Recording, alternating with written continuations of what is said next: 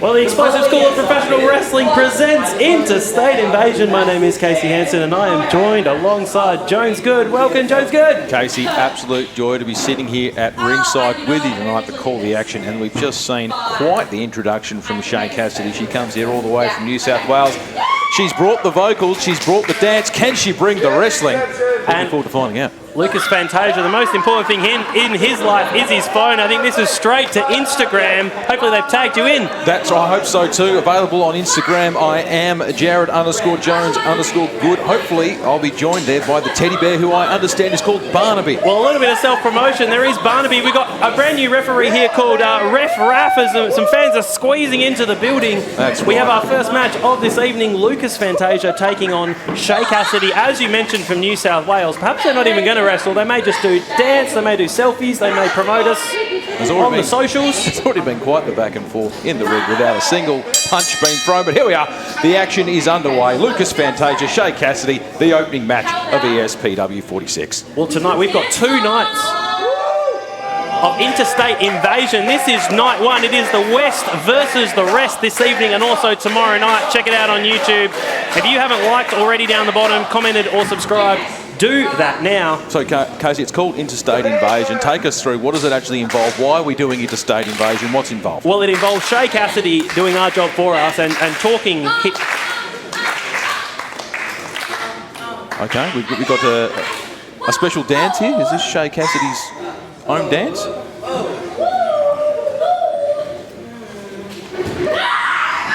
Shay Cassidy going for a backslide on Lucas Fantasia. No surprises there. She's one half of the backslide girls. In fact, she's formerly been a tag team champion. Oh, she's actually the current PWA tag team champion as one half of the backslide girls. You might see her constantly attempt that move. It's won her many a match, the backslide. Well, she told me earlier she's the lead dancer of the backslide girls. And taking on currently at the moment Lucas Fantasia, who's in the 2025 Invitational Tournament, 2 matches in, looking to try and sneak into the next round in his final matchup coming up in the near future. Well, and sneak is right, because he's had a very rough start to 2025, Lucas Fantasia. Just the 1 win. That came at the last show. And he needs to win his next Invitational Tournament match in order to progress to the semi-finals. He needs to build momentum tonight against Shay Cassidy as we see the in-ring action get underway in earnest. Well, with an arm drag. The last time we saw Lucas Fantasia, he was part of Winter Warfare, our previous event, ESPW 45. You can check that out on YouTube as a tilt-a-whirl from Fantasia. And he dived from the top over the cage to the outside and put Jay Taylor through a table. And we haven't seen Jay Taylor since. No, Jay Taylor is in the wilderness, but the rump shaker. That's what I like to see. I want to see him bust out that slap as well. Shay Cassidy, she's brought along her bear, Barnaby, and she says that is the most important thing in her life. Imagine having a bear as the most important thing in your life. Well, I imagine if you're from interstate, you might need a little bit of comfort. That may come in the form of a stuffed animal. Then I think Barnaby's doing an excellent job so far. Hang on, has she stolen Lucas Fantasia's phone? She has. That's theft. That's not the smartest move. She's deleting his Instagram followers one by one. Well, she might be there a while. Very popular on the socials is Lucas Fantasia. Hopefully he has. Hang on, he's got the bear. He's manhandling the bear. He's taken the bear, Barnaby. Oh. Barnaby's been stolen. Oh, the crowd here don't like that. They're big fans of Barnaby. You don't touch someone's teddy bear, Jones Good. That's unacceptable. I completely agree. And he's still handling Barnaby there. Oh, and now the phone's being threatened. Imagine the Instagram followers if he can't post. That phone means everything to Fantasia. Barnaby means everything to Shay Cassidy.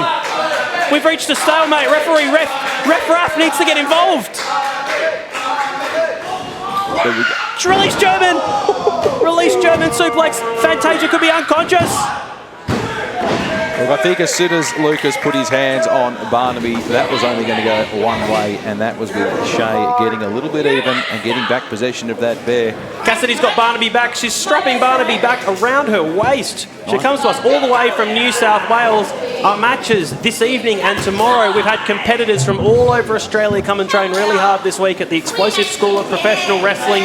We've had newer wrestlers, even experienced wrestlers, come over to hone their craft in the hopes of being on Interstate Invasion and proving that the rest is better than the West. Well, that's exactly right, Casey. But the thing is, we've got to really understand, for people that are just tuning in, watching EPW for the first time, this is, I say this without any bias at all, this is the best pro wrestling school in the country. And that's why here tonight and tomorrow night we've got wrestlers. As we see Shay going for the pin and Lucas Fantasia able to kick out. We see wrestlers here we've got Victorians, Sydney siders, we've got some people from the Northern Territory, South Australia, even Tasmania gets a run all around this great country to experience the school of pro wrestling right here. Hang on, it's a selfie by Shay Cassidy. What do you think this? Roll up by Fantasia. What do you think that is? Psychological warfare? I think it's psychological warfare by the rest coming over here at Interstate Invasion, because it puts a lot of pressure on the ESPW wrestlers. People who are here, they're almost defending EPW and ESPW from these almost invaders, yes. might I say. Yeah, but hence the title of the showcase. I think we've got to the bottom of that. You see here now, a bit more in-ring action. Shay trying to whip Fantasia into the ropes, ducks under and flips over and goes for the pin. Very nicely done by Lucas Fantasia, just the two there. Massive clothesline by Shay. Fantasia's down, and again, just the 2 count. Long 2 count. She'll be sharing that YouTube video with all of her friends if she can get the victory over someone as accomplished as Lucas Fantasia, former EPW Tag Team Champion himself. And he could, if he can get through to the next round, he could be the 2025 Invitational Tournament winner, which earns you an EPW Championship opportunity. Well, that's right. Lucas Fantasia, like you said, former EPW Tag Team Champion. He's had a bit of a rough ride here in 2025, but nonetheless, beneath everything else, he's a very, very good pro wrestler. Just needs to start stacking up the wins. Needs to block his face from those kicks by Shay Cassidy. Yeah, they were pretty savage. Hooks him over. Brilliant suplex. The there vertical suplex. And again, straight for the pin. So this is the thing about Shay. We've seen in this match, a little bit of back and forth with the Teddy and the phone, but ultimately, once the action starts, Shay has been right on it. As soon as she hits the move, bang, the pin starts. I think if we were basing this match on point, Shay Cassidy would be ahead at this moment in time. I do like how we've got Ref Raff in control of the action. We're not only looking for more wrestlers, but also training up referees as a part of the School of Professional Wrestling. That's right. It takes a community to run a wrestling show. We need wrestlers. We need people to do sound, lighting, commentary, announcing, and Ref Raff, one of the best names in the business right now. As we see Shay, she's going another suplex. No. Close by Fantasia. Likes a good inside cradle. Forearm attack on Cassidy. Lucas only just escaped that one, as we see a big knee to the gut there. And this is going to be a bit different for the fans here in attendance, because there are a lot of wrestlers they know, the ESPW wrestlers, but also a lot of unknown wrestlers who they may not have seen before, making their name across this great big land of ours in Australia. If you're watching from overseas, you can't just drive down the road and go to a show in Melbourne or Sydney. It's a 3, 4, 6 hour flight to get over here. So we acknowledge the commitment that's been made by our guests here this evening. That's right. And a big drop kick off the top right by Fantasia, quickly followed up again for the pin. Fantasia nearly flew as far as Cassidy did to get here across the ring. That's very true. I tell you what, Ref Raff though needs to watch it there. I may have seen Shay's foot under the rope, which of course means the count needs to break. So we'll just keep an eye on that. Well, it's also a learning opportunity for our newer competitors as well, and our newer referees. Everyone has to start somewhere, and this is where some of us are starting here in the School of Pro Wrestling. The backslide expert had an opportunity here, but Lucas is fighting back. I mean, the irony if Lucas Fantasia were to win with a backslide. That would be ironic. That'd be embarrassing for Shay Cassidy. And again. The scream, she's held Barnaby in front of her face. Is she willing to sacrifice Barnaby? What's Barnaby got on his head? I think Barnaby's got part of the rest of Shay Cassidy's skirt. No, they're saying slap the bear. Absolutely not. Joseph. Oh! It's going to you in the face! My God! Oh, your laptop's gone! This isn't right! Barnaby! It's not right! He's an innocent Teddy. He's just a plush toy. He's out! He didn't ask for any of this. And we see... Flatliner by Fantasia. The fantastic flatliner. And it's over!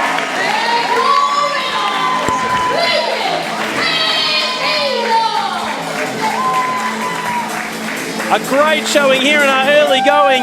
Barnaby is currently receiving CPR from George Hamill. Thank you, George Hamill, doing God's work there. George, is there any breath going, George? He's all right. He's all right. but it is okay. Lucas Fantasia picking up a much-needed victory.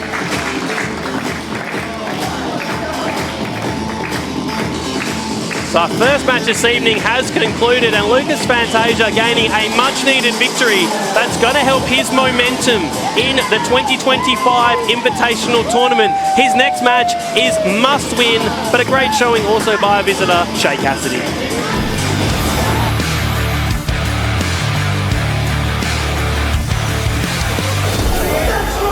Match 2 of the night, it's the #1 contenders for the EPW Tag Team titles. It's a 4-way. We've got Mr. Thompson and Cliff. Now they're calling themselves something pretty special tonight. It's the Department of Education. In the other corner is the Cretins, Buster Rust and King Hill. We've got Stella Nix and Target, of course, representing DNT. And then finally, Party Hard.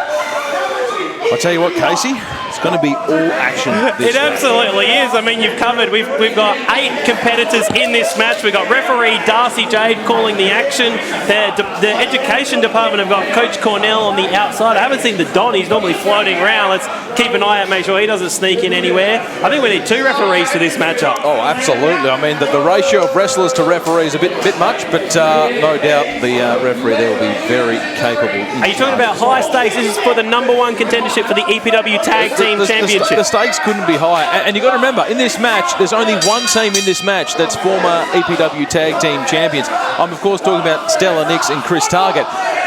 None of the other 3 teams have tasted gold. So you talk about opportunities, as far as they go, it doesn't come much bigger than this. Well, you know, title opportunities are few and far between. Now, Mr. Thompson, he came to the ring with the Coastal Championship that does not belong to him. That, I believe that belongs to Rogan Kargas at the moment. I don't know why Mr. Thompson has the Coastal Championship. He stole the championship from Rogan Kargas. He refuses to give it back. And in fact, there's going to be tonight. The main event tonight is a 20-person rumble, right? The winner of that will go on to face Rogan Kargas tomorrow night for the Coastal Championship. Well, he might have to face Mr. Thompson. He's got the championship. Well, Mr. Thompson, he is so arrogant. He says, you know what I actually spoke to him before the match tonight, and he said to me, whoever faces Kargas tomorrow night, doesn't matter, it's not a real match because Kargas won't be facing me. Now, how arrogant is the bloke? Well, we've got this is Mr. Cliff in the ring as well. I was talking about Mr. Thompson as well. He has a habit of stealing things. He stole the Rising Star Cup last year, wouldn't give it back to ESPW, and Tyler Jacobs had to come out and defeat him in a schoolyard brawl. Yes, no, he has a terrible record in schoolyard brawls, does Mr. Thompson. And there's a schoolyard brawl coming up soon as well. Indeed. Between, is it Mr. Thompson and Rogan Kargas, but not if Rogan Kargas is not the champion after tomorrow night. So many permutations. That's right. It's all action, all excitement. Mr. Cliff's gone away. Who's going to actually start this match in the ring?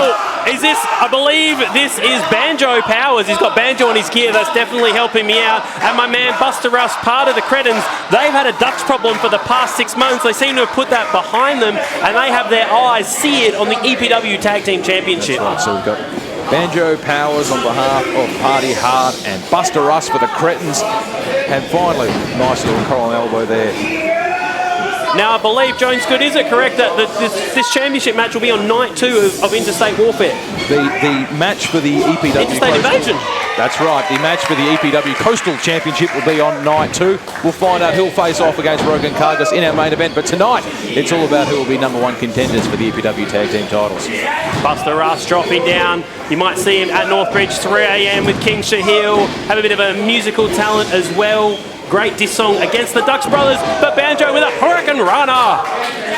Great to see Banjo in action here in the West Australian ring. He's, of course, along with the other member of Party Hard, both from Adelaide, South Australia, and they're bringing it early here at the EPW School of Pro Wrestling. And the thing I've noticed about Buster Rust is his shirt gets shorter every single show. I mean, that might just it might just be around his neck. It might be a necklace tomorrow night if he's victorious. Not everyone can make that look work for them, but Buster Rust, I'll tell you what, it does work for him.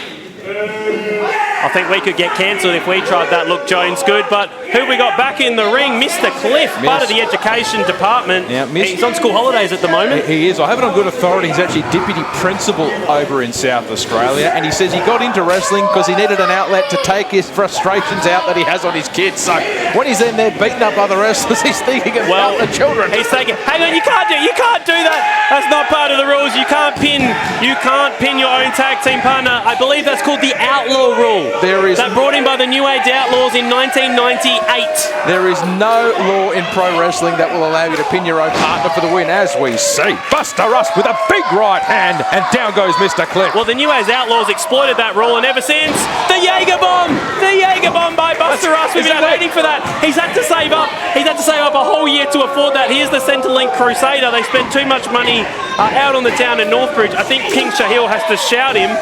Chris Target's in the ring for the first time. Stella Nix is out here. Well, and the tension, the drama, the buzz, the atmosphere, it's all happening. And you can see that's why DNT are the former champions here. They sense the danger of potential pin coming. Both of them, even though neither of them were the legal person in the ring, got in there, broke up the pin. Who's legal? Darcy J has all 8 competitors in the ring. Well, we predicted early that there'd need to be a second referee in this match, and it's certainly turning out that way as we finally see a bit of a clear out. That is Coach Cornell on the outside, helping his team, helping Mr. Thompson and Mr. Cliff. Now, Buster Rust is one of our youngest competitors. He's only about 20 years old, so there's dancing, there's partying going on. Buster Rust not even old enough to drink in the USA. He's been corrupted, although King Shahil's been corrupting him for the last year, to be fair. Brought him in. Hang on. Oh, we're going to see. Hang on. Watch out, fans. See some dives outside. If you're sitting on ringside here, stand back. Triple dive in the Malaga Dome. The roof's nearly been blown off. There's not a seat in the house. We got people sat outside this evening. That's how full it is. Oh, don't tell me King Shahil. He's a big unit. He's huge. Going to launch. The glasses have come off. Shahil. Double chop. He's worked us all. And the fans love him. Oh, and they're still here for it. And finally we see Party Guy Ty. Party Guy Ty comes into the ring. It's a party this evening. And look, in all seriousness, as much as we love what Party Guy Ty brings from Adelaide, he's actually got a very interesting story. He had to spend a year out of the ring. He was crook just as Party Hard were about to get a shot at the tag titles over there in South Australia. He got really sick, had to stop, but now he is back and better than ever. And my God, does he have a chip on his shoulder? Wow, he's looking good. Great double leap from They've tripped over Buster Rust. We got Party Guy Ty looking like Neil from the In-Betweeners. He's got his 2 Jazzy outfit on. Roll up by Banjo. As we see a 2 count there, how much would it mean to Party Guy Ty and Party Hard to get a shot at the EPW tag titles as we see Party Guy Ty get tagged in again? Geez, they're working well as a team, aren't they, Casey? I mean, I think this is what you come to Perth for. This is what you come all the way to the Malaga Dome for, an opportunity at an EPW championship. Imagine if these two were to leave and go back to South Australia as the tag team champions. That's right, we just see the honeymoon salt there and only the 2 count. I thought that may have been enough to get it done. Unfortunately, sadly, the new EPW tag team champions are the purveyors of work rate, CJL and Elijah Henry. No good. CJL, I don't really have a great word to say about the bloke, so I might have to stop talking about him because he just leaves a bad taste in your mouth. I know, unfortunately, I have to give CJL credit where it's due because he always finds a way to be victorious. He's about a 27-time tag team champion now, so it seems like if CJL can corrupt someone onto his side, he achieves success. Geez, big action there. We got a scoop slam, the leapfrog leg drop, and then King Shahil with the pin. Not enough to put away Party Guy Ty. But what Shahil got up his sleeve here. Stella Nix in the back, so you've got to think DNT will have their eyes on becoming tag champions again. That's right, more than just their eyes. Stella Nix tagging herself in. She's now in the ring, but this might have been her undoing. Party Guy Ty with the roll-up. It's going to be very hard to get a pinfall in. Very My ears! Yeah, very high pitched. How are your ears? Yeah, not great. This happens every show. We need a mute button. We do. Lucky we're wearing these cans on our head though, Casey, so I can't imagine what the general population around the ring's feeling like. We're a little bit insulated. Oh, I thought it made it worse. I can't hear you. I can't hear a word you're saying. And again we see Stella Nix and Chris Target working very well together, isolating Party Guy Ty in the corner. Corner knee and a splash by Target. This man has been tag team champion on so many occasions. He has been a champion in professional wrestling for over 2,000 days. Oh, he's 2,000 days as champion. Say that again, Casey. 2,000 days this man has spent as champion. What is it that enables someone to spend that long as a champion? I think it's just his tenacity and his ability to reinvent himself as well. Oh my goodness, someone's got a whistle. Bill Alfonso, get out of the building. And the 2 count there. Stelnick's trying That was to capitalise. Coach Cornell with the whistle. Sorry, I've gone temporarily deaf. I didn't mean to cut you off. I can't hear a thing. Screaming, whistles. A lot of high-pitched noise as well as the crowd here at ESPW going nuts. Banjos. It's all happening. It is. Not to mention the party that's been brought by Party Guy Ty.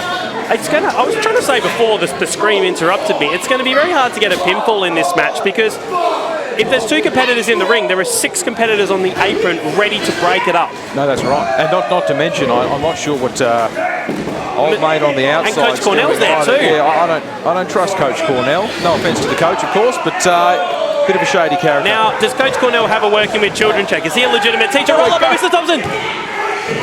When he spoke about Mr. Thompson, we haven't seen him since ESPW 38, the Road to Glory Gauntlet. It's been a while since we've seen Mr. Thompson. He's been working hard at school. Underhook to the knee. He had quite a successful 2024. He was in the final of the Rising Star Cup tournament. He wrestled 3 matches in one night, so we have to give him credit. Oh, look, he can wrestle, and this is why sometimes there's shenanigans with him. You just wonder if he wouldn't be better served just wrestling instead of trying to do the underhanded dirty thing. Because he can wrestle, but I think he gets a little bit distracted by just, I don't know, generally being a knob. He's found a companion here in Mr. Cliff. Coach Cornell's got a ruler. Why does the coach need a ruler? He's not in the classroom. What's he measuring? We don't know. He's got some mixed. What is he measuring? He doesn't know. I don't think you want to do any measuring out in front of the audience here. I think that's a private matter. As we see, Mr. Cliff getting the better of Target right now.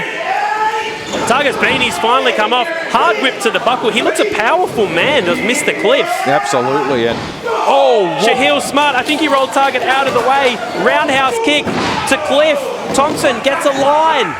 He has to write lines on the board, I think. Both members does Mr. Thompson. The Department of Education looking laid out here. King Shahil laying it into the corner. Oh, Mr. Cliff with a stiff right elbow, and then Mr. Thompson following up. He's going for the pin. And just the 2, as we hear once again on the outside. Mr. Coach Thompson Cornell with the staff meeting clothesline. Just what you don't want to feel. You've had a long day, and now you get hit with the staff meeting. He's got a lot to talk about, so he could come over here. He could take our jobs. Double suplex. Mr. Cliff going for the pin. Now, I've just got a thought. King Shahil looks like the kind of person who spent a lot of time in detention. Oh, definitely. And you can see the disdain on Mr. Thompson's face every time he has to look at someone that's not himself in the mirror. So, I mean, a bit of bad luck. I mean, when he's at school, he sees kids that are going to turn up to be like King Shahil, and he just looks at them in disdain. Double lariat down. Buster Ruster's taken the shirt off. He might have no shirt left. Look, it might even be time for these people to tag in someone that's not even on their own team. It'll reduce their chances of winning this match, but if they stay down, they're going to get pinned and lose. So both of these gentlemen have to make a tag. That's right. Banjo's keen. Buster Ruster's got his hand out. Mr. Thompson, he looks like he wants to get in. Nix is getting back. It's all happening here. Hey, Coach Cornell. Buster Ruster hit his chin on the apron. He's making himself very well known, Coach Cornell. He's had the whistle out. Now he's finally interfered. If you didn't see that, he just pulled Buster Rust's leg out, and now he's on the floor. It looks like he hit his face on the way down. What did you say? An enziguri by King Shahil. Action back in the ring. I've gone deaf. Here's Banjo. Banjo powers off the top. Flying cross body. Look at this man. He looks like a good physical specimen. Terrific hair, if I may say so myself. Looks the full package. Blue Thunder, version of a spinning backdrop suplex. Beautiful. Oh, and Stella Nix once again coming in, even though she hasn't been tagged. Chris Target falling up behind. That was a kidney kick by Stella Nix. Party Guy tied. The party chops. Backing in his teammate here. We see big elbows being thrown by Banjo Powers. Banjo and Ty, party hard.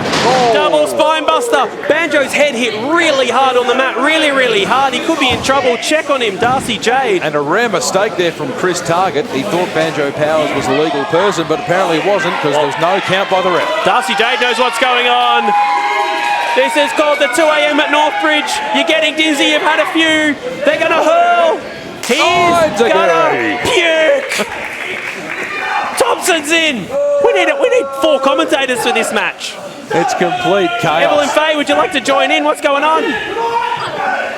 None of us know what's going on. This is chaos. Buster Rust. Now attacked by Mr. Cliff's in the ring. Throws Buster out of the ring. It's now Mr. Thompson and Buster standing up on the floor. Do you know who's legal, Jones Good? Because I got no idea. Does anyone know who's legal? No one knows. As long as the ref knows, that's all that matters. Oh, thanks. I got a fan here next to us. He's helped us out.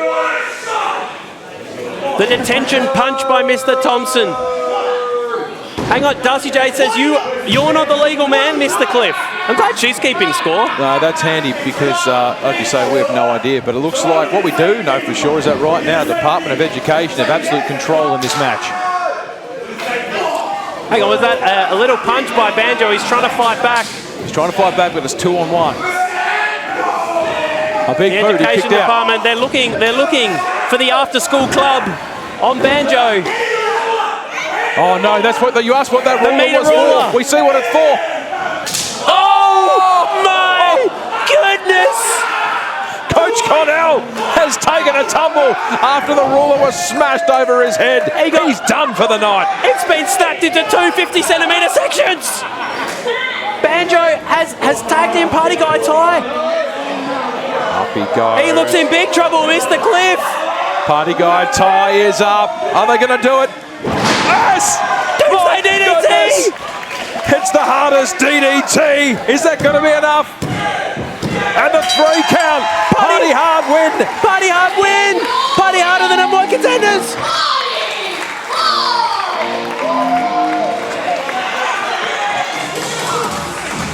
Party harder victorious. I tell you what, it's been a long road for these two gentlemen, Banjo Powers and Party Guy Ty.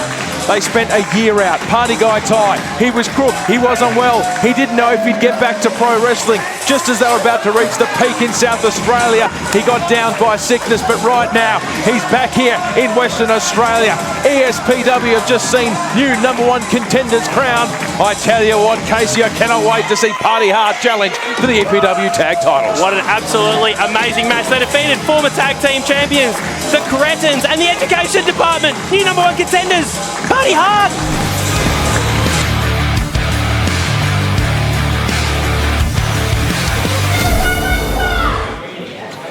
Well, Jones Good, what an absolutely amazing matchup we've got here. We've got the brand new EPW champion, James Hartness. And you say brand new, that is absolutely right. 13 days as champion. It's his first match since he won it in the absolutely brutal triple threat ladder match against Hayden's Anthony Marcus. Against the former EPW champion, Jesse Lambert. Yeah, I mean, this is explosive school of pro wrestling, and yet we've got a current and former EPW champion in the ring. This is the big time. Absolutely amazing as well. Now, James Hartness ended Marcus Pitt's 301-day reign as champion in that brutal triple threat ladder match. If you have not seen it, and I've seen some highlights on the socials of Marcus Pitt going through 2 tables in one of the most brutal falls I've ever seen. But check it out on Vimeo. You can see the whole show. The link's down in the description below. Check it out on the Vimeo. But we have EPW champion and the man Marcus Pitt beat, Jesse Lambert, the Miracle in Merriwa. He was champion for 119 days in the biggest upset of all time. Look, it was a big upset, but look, and when he got the upset when people thought flash in the pan, one and done, that's it. But that wasn't the case during his title run. He was able to defend that title on a couple of occasions. But also, since he's lost that title, things have still been going fairly well for Jesse Lambert. He's had a pretty solid 2025. His only singles loss this year has been in the Invitational Tournament. And that's by disqualification as well. By DQ. Hey, what? Hey, what's going on here? Who is talking? It's not us. I don't know. It's Jesus. You're a terrible wrestler. That is not on. Unbelievable. Who's this number? Where are they coming? Who is that? I don't know. There we go. Is this one of these bloody Interstate? It's the Dagger. It's the Dagger. It's Adonis the Dagger Matthews, part of Simply the Best. Real funny that we went books after beating the House of Free Spirits. The 2 best body guys in this whole business, absolutely snub. Don't look behind me. You guys are up to 6 foot, okay? You don't I tell you, this is low. It's his tag team partner, Matty Rigg. I thought only an Eastern Stater would stoop this low, but he's WA's own. Look, I love that you lost 30 kilos. Really impressive. Under 100, guys. Come on. He's made a lot of progress. Okay? Once you have that, like me, then maybe I respect you as champion. And when you start pulling whatever you've done. But like you said, I wasn't booked. So I would like a nice, clean, safe match full of respect. Hang on, there's Matty Rigg. As his tag team partner is simply the best. They're normally seen with James Taylor. Ring the bell as a disqualification. This match has ended early. I was looking forward to this match. That is the Dagger and the Ox. It is Adonis the Dagger Matthews and Matty the Ox Riggs. They're normally seen with Jay Taylor, but Lucas Fantasia put him through a table. He's having the rain shower. Filthy. We haven't seen Jay Taylor since. He's their mentor. Oh, look at these two idiots. It's just not right. I mean, we were there with a current EPW, former EPW champion, about to have a match. Back body drop from Harness. Stuffed it. Well, it's good to see. And Jesse, yes, clean at house. Good to see. But in all fairness, the Dagger was right. They won the Winter Warfare match against the House of Free Spirits in our main event, ESPW 45. What's Jesse Lambert saying here?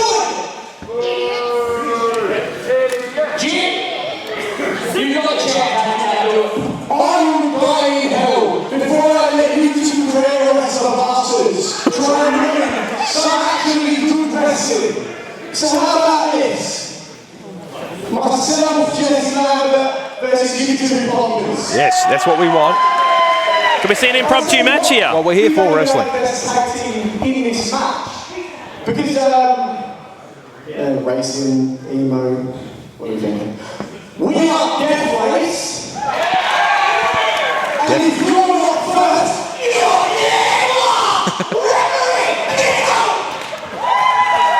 All right, we have an impromptu tag team match here.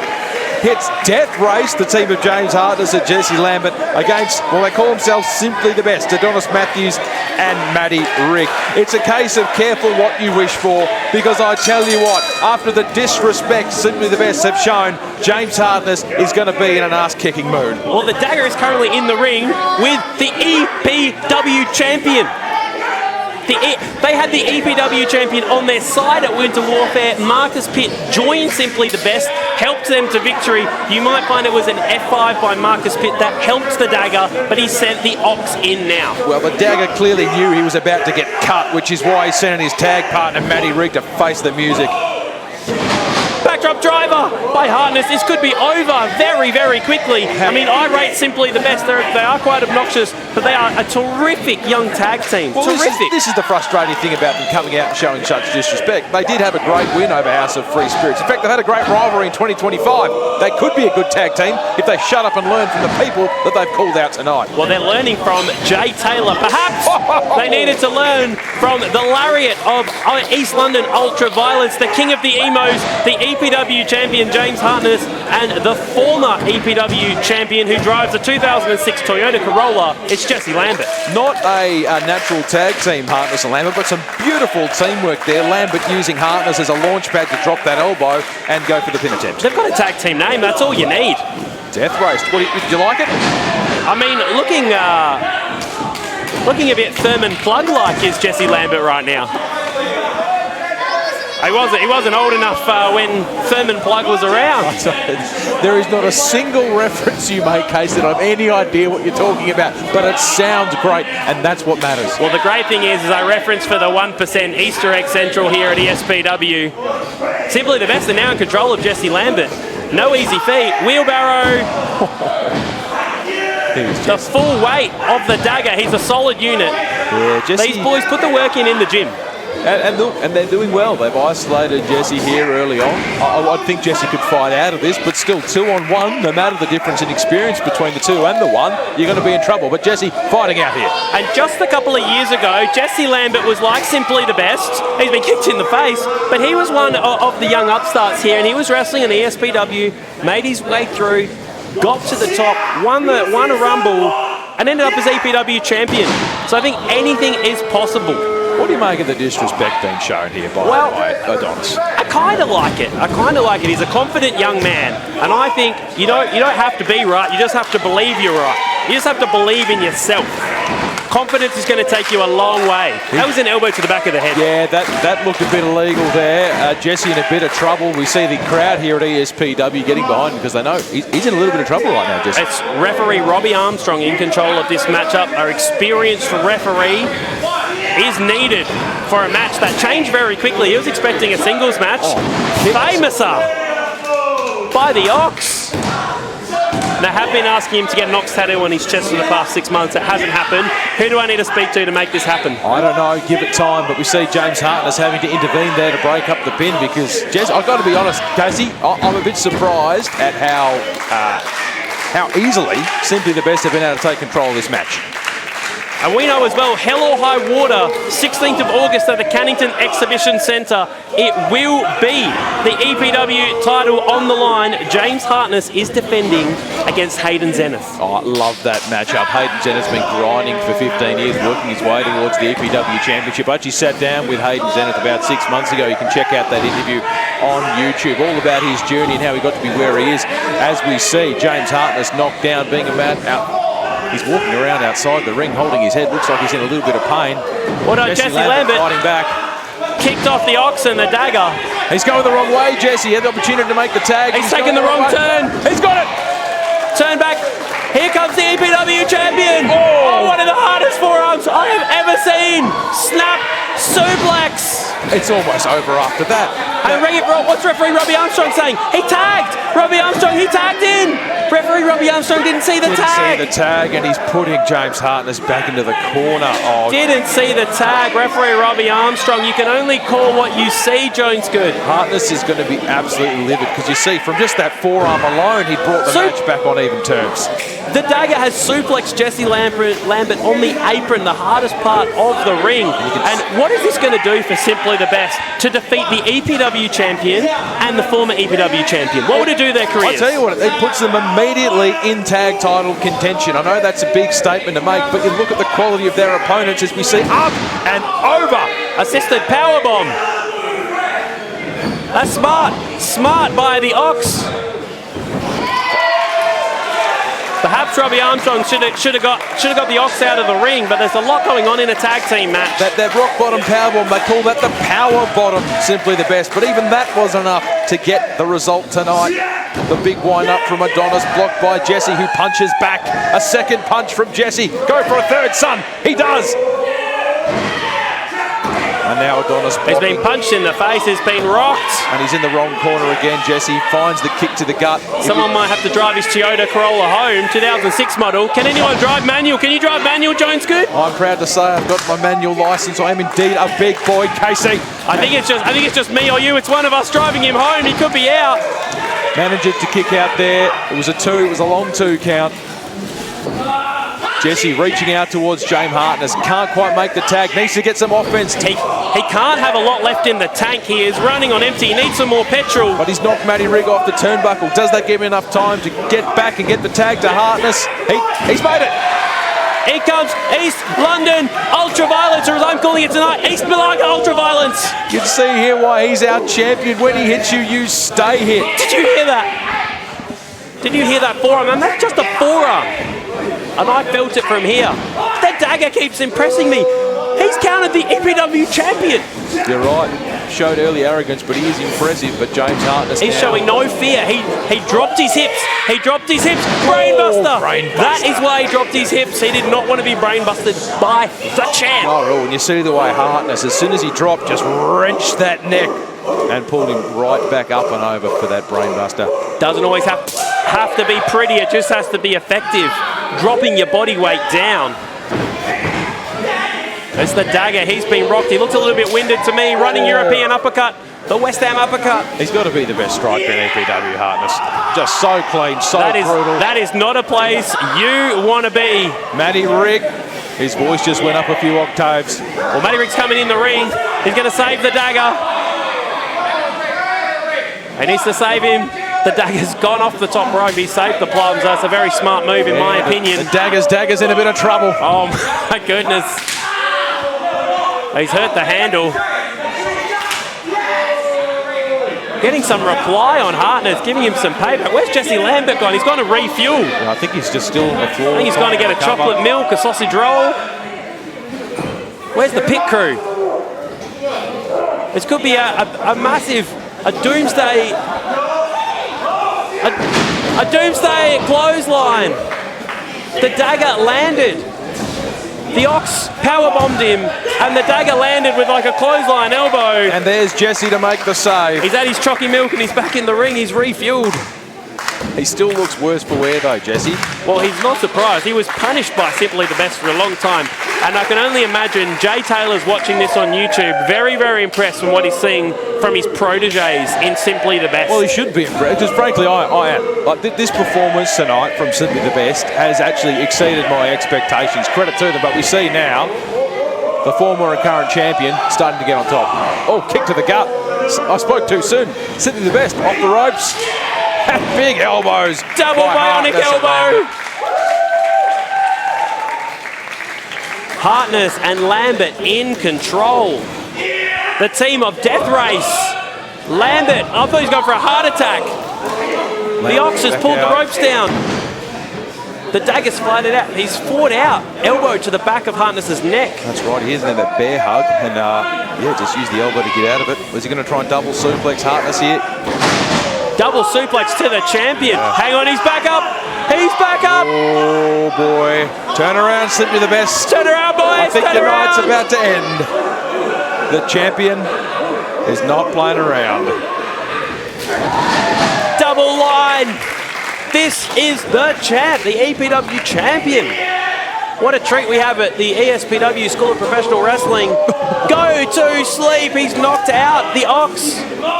He's pulled him to his feet. Jesse Lambert. Diving stunner. He calls that El Diablo Fuego.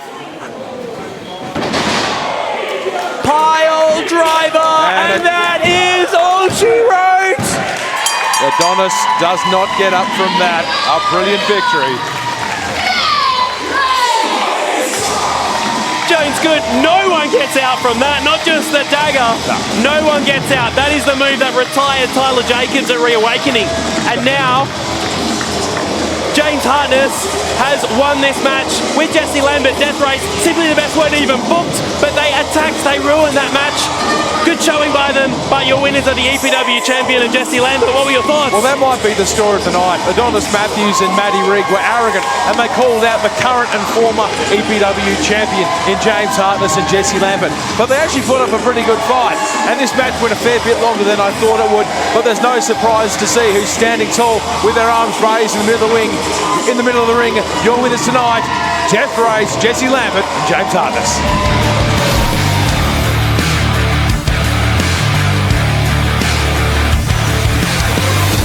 Well, Jones, good. We have an interstate flavour in this match because we have our visitor, which is Rochelle Rouge. Have I pronounced that correctly? I believe it's Rochelle Rogue. Rochelle Rogue, all the way from Victoria. That's why I asked to confirm. We've got lots of guests here tonight. You know, Rochelle's an experienced tag team wrestler, but she's also had singles success. So she's the current FWA Women's Champion. It's great to have her here at an ESPW ring. Starting off this match, though, we have the Philippine Dream all the way from Manila, and that's against Jordan Bishop, locking up early. Bit of a headlock there on the Philippine Dream. Now, Jordan Bishop had a breakout year in 2024, went on to become the ESPW Pride Champion, not once, but on 2 occasions has been taken down by the Dream. He was the champ for a combined 140 days, and if you have not checked out Game Over Night 2 from last year, the Pool Hall Brawl with Ryan Rivers is one of the best matches in ESPW history. Check that out on YouTube. But since he lost the title to Noah Green at Date with Destiny ESPW 39, I don't think Jordan Bishop has won a match since. Look, I followed Jordan Bishop's career pretty closely because he's had quite a good run here in ESPW. He was, of course, a 2-time Perfect 10. That's the 10th Pride champion. He was, the 10th and 12th. And look, he's really carried that championship with quite a lot of distinction. But like you say, he's been slipping up a bit more lately as we see Lizzie Maximus in the ring. Good to see Lizzie back. Knee to the midsection. She had issues with Stella Nix for well over a year. She was part of the retrogrades with Stella Nix. Stella Nix turned on her. We didn't see Lizzie Maximus for almost an entire year. She's returned, gained some retribution, and she is in here, thankfully not facing Stella Nix anymore, but she is facing Rochelle Rogue. It'd be good to see Rochelle Rogue for the first time in this match. Lizzie Maximus bringing the crowd into it. No, she's one of the favourites here at ESPW. She's bringing aerobics old style. It is 5:30 a.m. Cheese TV is not yet on your screen. You've woken up nice and early, but you can get into some aerobics with Lizzie Maximus. We can all get fit here at the commentary table, in the audience, at home. We've got a spin-off on the YouTube. It could be aerobics with Lizzie Maximus. I've heard it's coming. Well, I'm excited, Casey, because aerobic old style is the first reference of yours I've actually gotten today, as we see an arm drag from Lizzie Maximus. Rochelle Rogue goes down. Lizzie there putting those aerobic skills to good use, using her as almost a step up there. That's a classic aerobic move. And some kicks to Rogue. I mean, Lizzie might go Rogue here. On Rogue. In comes the Philippine Dream. He's been competing in the Ultra Division, and if you have not seen the Ultra Division, last time we had two of the Ultra Boys in the ring, they broke the ring. They absolutely broke the ring. But Julio's competing in Ultra. You have to be 6'2" or 100 kilos. The current #1 ranked Ultra is Felix Young. And #2, Dex Van Diemen. I'm sure we'll be seeing a match between those two in the future. But at the moment, it's the Philippine Dream looking to get in these winning ways with a big scoop slam on Rogue. And Rogue did very well to kick out of that scoop slam. It's been one of the great innovations in ESPW, the Ultra Division. Been a lot of great, hard-hitting matches. Now, I've heard Rogue she's normally a tag team wrestler. She's wrestled in Japan before, and she's one half of the tag team Glow Up as well. She might be looking for, she told me earlier today, looking for a spinning wheel kick, one of her specialities. Well, she'll have to might pull that out right now, because we see Lizzie Maximus tag back in. It looks like the team of Julio and Lizzie Maximus on top early in this match. Jordan Bishop talking to Rogue. A cheap shot by Bishop. I expect nothing less from the pool shark, the game shark himself. Well, I dare say his partner needed the help at that point, so probably pretty smart move by Jordan Bishop, albeit quite underhanded. Fisherman suplex attempt, lovely bridge. Perfect bridge. I was going to call it the Sydney Harbour Bridge, but she's not from Sydney. No, she's from Victoria. I was trying a segue, it didn't work. No, there's only one thing worse than being a Victorian, and that's being from Sydney. Being from Sydney, absolutely. I mean, you could be from Canberra. Yeah. So I mean, a close second. But it is really the West versus the best, even though we've got. I mean, we're gonna count Jordan Bishop as being from the West. We don't count him from the West, do we? Oh, I think it's a bit harsh against Bishop. I think we've excluded him from being a Western Australian, just by the fact of his attitude and personality. Are you saying he's stateless? I think he could be stateless. That's a bold claim, Casey, as he returned to the action in the ring. Big spinning back kick there. Lizzie Maximus goes down in the corner. I've even heard he's attempted to create his own micronation, just not to be a part of Western Australia. The Principality of Bishopland. That's right. Shades of the Hutt River province there with Prince Leonard, but we are going deep diving far too much into West Australian history. That was my segue. Thank you for getting it. Sadly, no longer in existence. That's why we need a new principality. Also, I don't think Jordan Bishop has a history as a potato farmer, but nonetheless, we return to the action inside the ring. Bishop in control. He doesn't know the tax department any money at all, but he's in control not of his finances, but of Lizzie Maximus in this matchup. And they have really shut down this rabid crowd that we have here in the Malaga Dome this evening. I mean, Jordan Bishop is, and I mean, I am saying this, I don't think he's anyone's favourite here in the building. I don't think anyone has a Jordan Bishop poster on their wall. Do you have a Jordan Bishop poster? No, not anymore, no. Evelyn Faye's next to me. Do you have a Jordan Bishop poster? No, so absolutely not. Rochelle Rogue, big clothesline to Lizzie Maximus, going for the pin. Riff Raff down. Is it Riff Raff or Riff Raff? It's Ref Raff. It's Ref Raff. Ref Raff. Ref Raff is telling off the Philippine Dream, but I think the Philippine Dream felt the need to intervene because Lizzie Maximus not doing very well in this match. We see Rochelle Rogue's forearm pressed against the face of Livy. Rocky Horror, see it into my head. We need to get Meatloaf here to get Ref Raff back in control of the action. Bishop! Oh, what a slap! Where did that come from? He's pulled that out of nowhere. Bishop.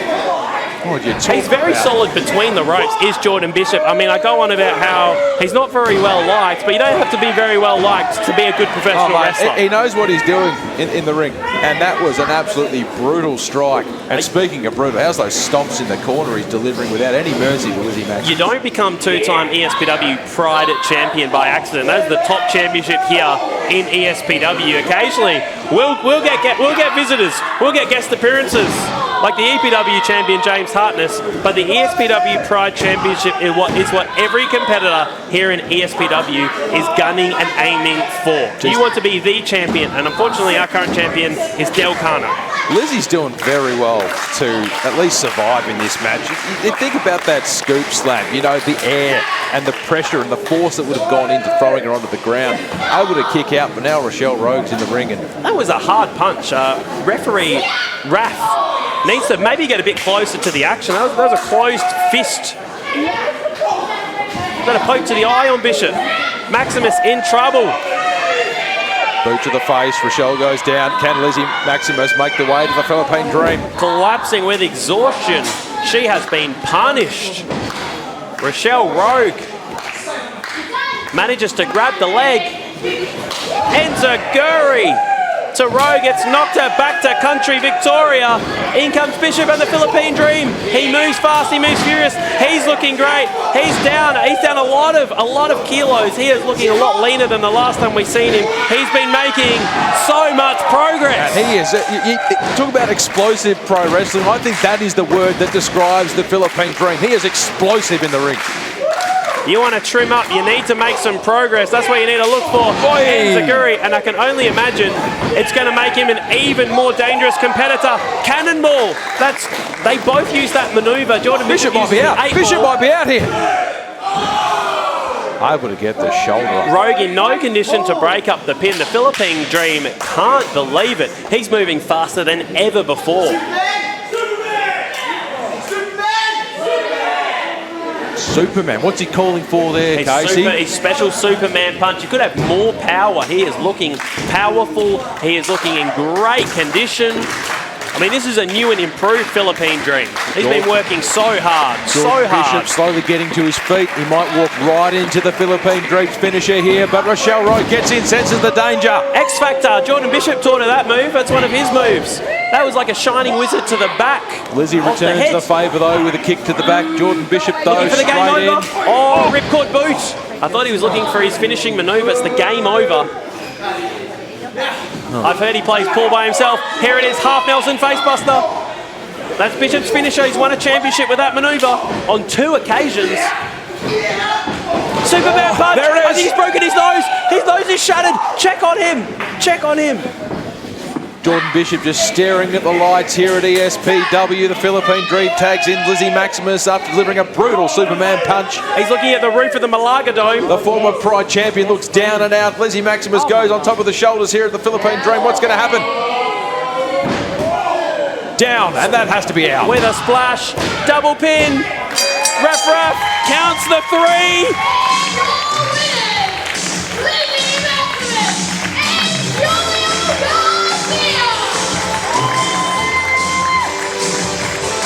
Let's get exercising here, Jones Good, because Lizzie Maximus is victorious with the Philippine Dream Julio, who looks so good. I'm getting tired just doing these here, but Jordan Bishop has been pinned, and our visitor Rochelle Rogue as well. She's going back to country Victoria. She has, but it was great to have her here in ESPW ring. She put up a good fight, but Lizzie Maximus teamed up with the Philippine Dream to get the chocolates tonight. It's been a great return from Lizzie Maximus. She was out for a little while working on her aerobics, Oz style, as you may say, Casey. But tonight, it's paid off in wrestling land. A victory for her and the Philippine Dream.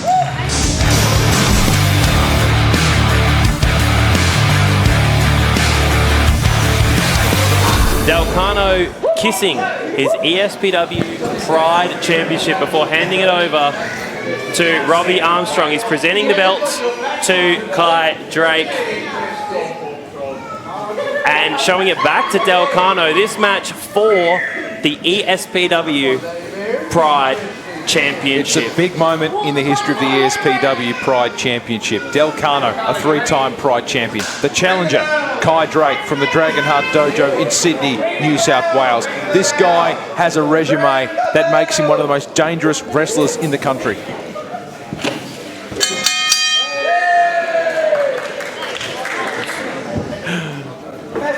Well, we needed to build some anticipation for this matchup. Now we have Del Cano, as you said, 3-time Pride champion. First reign, 728 days. He said he was going to reign again for another 728 days, but actually lost the title in just 14 days when he went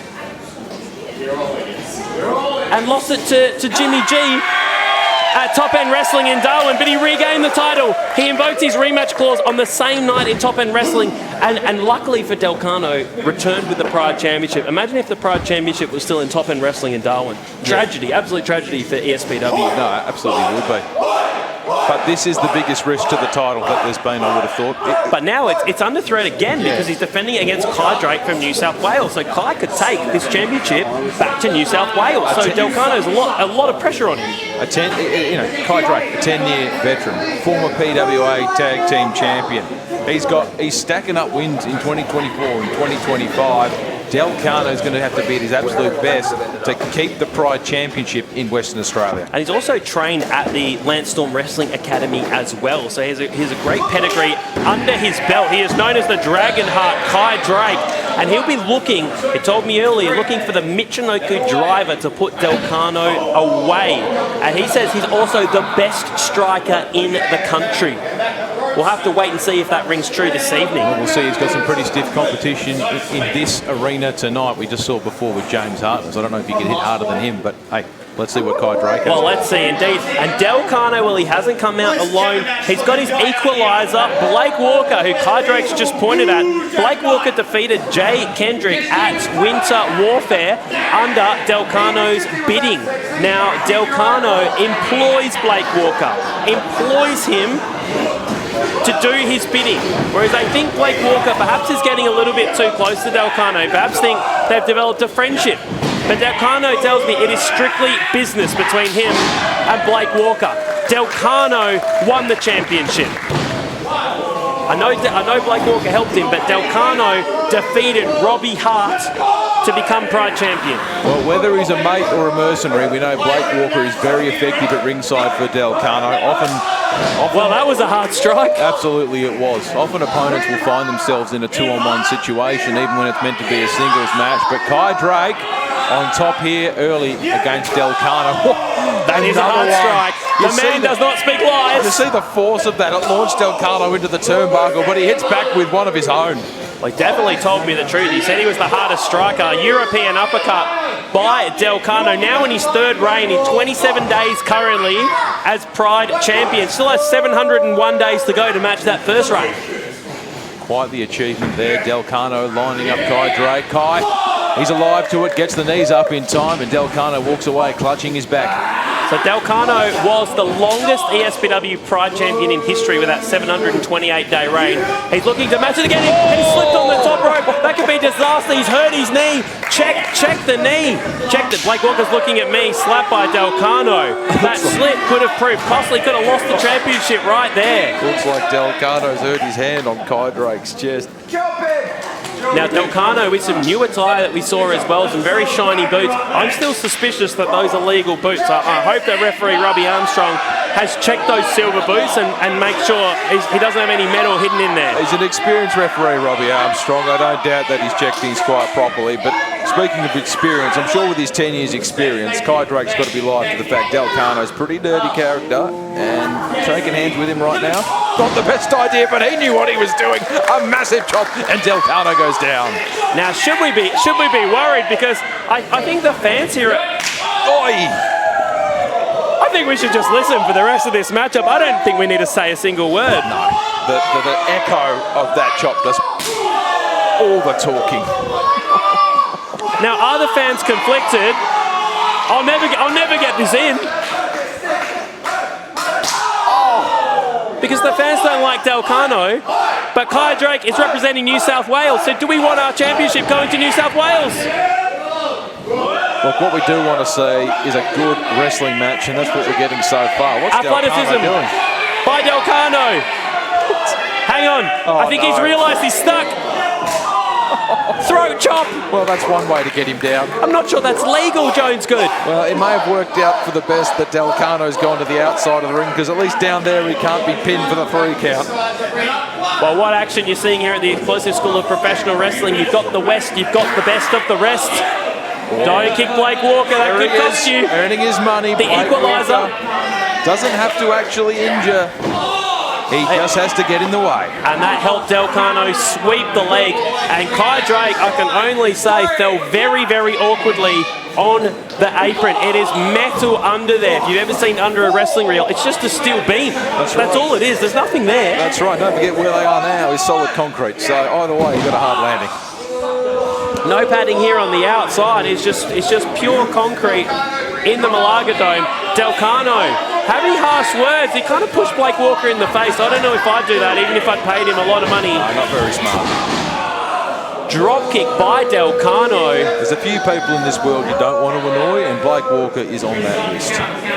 I mean, I've never actually spoken to him. I've always kept my distance. I'm very scared of him. That's probably the way to be. He yelled at me a couple of shows ago. I'm still a bit scared, still a bit traumatised from the experience. I'm sorry to hear that, Casey. As we see in the middle of the ring, Delcano is quite literally on top. I'm glad they've moved our commentary table back to the back corner of the building. I was way too close, way too uncomfortable at Winter Warfare. Kick to the face, standing moonsault. He kneed him in the head. That was a moonsault to the head. His knee connected to Kai Drake's ear. Did very well to get up there, and Kai Drake now He's holding that the ear. Definitely holding the ear. Could have knocked him out. That was smart of Delcano. Modified the standing moonsault to cause more damage. And right now, doubling down the boot right to the head. Version of a front chancery on Kai Drake. Slips out almost too easily. Good counter by Kai Drake. Grabbed the wrist of Delcano, but he's down again. Good striker as well. Once again, look what Kai Drake's doing, holding his ear, clearly in a lot of pain. Very arrogant pin. That was never going to get the job done. Just some mind games from Delcano. We've got a very vocal fan next to us. He's getting really stuck into Delcano, as we all like to. Now, we're definitely remaining impartial here, Jones Good. We do not condone what these fans are shouting out to Delcano at all, do we? Absolutely not. I certainly, if I were to say it again even louder, that certainly wouldn't be something I'd condone. I mean, if you're saying Delcano sucks even louder, then we wouldn't condone it at all. And Delcano here, he's a bit upset here. He's a bit upset here with the abuse from the crowd. Jones Good, look what you did. You caused that. That was your fault. I take absolutely no responsibility. I'm setting Blake Walker on you. I don't think you have that kind of money, Casey. Yeah, you're right. 619 by Delcano.